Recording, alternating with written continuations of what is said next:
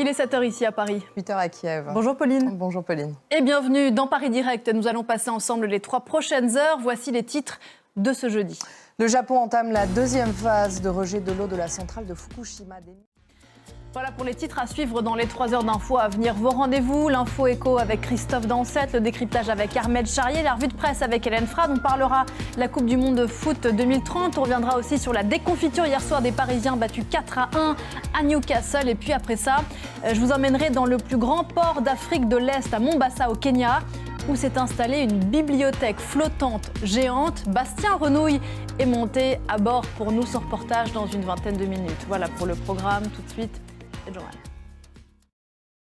La deuxième phase du rejet de l'eau de la centrale de Fukushima a débuté. Des milliers de mètres cubes déversés dans l'océan Pacifique. Une opération qui continue de diviser la population, les pêcheurs, mais aussi les pays voisins du Japon. Laura Cambo. Les États-Unis annoncent avoir donné à l'Ukraine des munitions iraniennes saisies alors qu'elles étaient destinées aux rebelles houthis au Yémen. Je vous rappelle que l'Iran est un des soutiens de la Russie.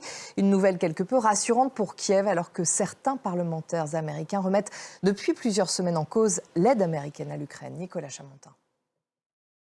Et cette remise en cause de l'aide américaine à Kiev a poussé le speaker républicain de la Chambre des représentants vers la sortie. Face à ce chaos, Joe Biden a fait part de son inquiétude. Le président américain compte bien, malgré tout faire pour convaincre du bien fondé de cette aide à Kiev.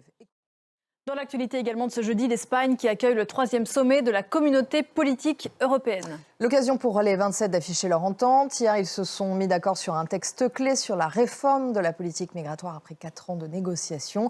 À Grenade, il y aura donc près de 50 dirigeants européens qui sont attendus. Ils espèrent afficher eux aussi leur volonté d'avancer ensemble. Le Premier ministre arménien sera présent, mais l'absence du président de l'Azerbaïdjan risque d'affaiblir la portée de ce rendez-vous. Nicolas Chamontin. Retour aux États-Unis où une grande partie du secteur de la santé est en grève. Plus de 75 000 employés de Kaiser Permanente, la plus grande entreprise privée de santé du pays, ont annoncé qu'ils ne viendraient pas travailler pendant 3 jours. Direction la Belgique à présent avec un projet qui mêle inclusion et mode. Et oui, en plein cœur d'Anvers, Tim Van Steenbergen, un grand couturier, a décidé de faire appel à des demandeurs d'asile pour confectionner sa collection. Résultat, une équipe venue du monde entier apportant différents savoir-faire. C'est un reportage signé Alix Le Bourdon et Hussein Assad.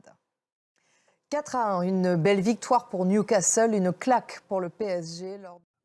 Foot toujours, on parle de la Coupe du Monde de 2030 qui sera le centenaire de l'organisation. Et ce centenaire se jouera au Maroc, en Espagne et au Portugal, à l'exception de 3 matchs, les matchs d'ouverture qui auront lieu en Uruguay, au Paraguay et en Argentine. Une formule inédite choisie par la FIFA et qui soulève de nombreuses questions. On voit ça avec Axel Simon.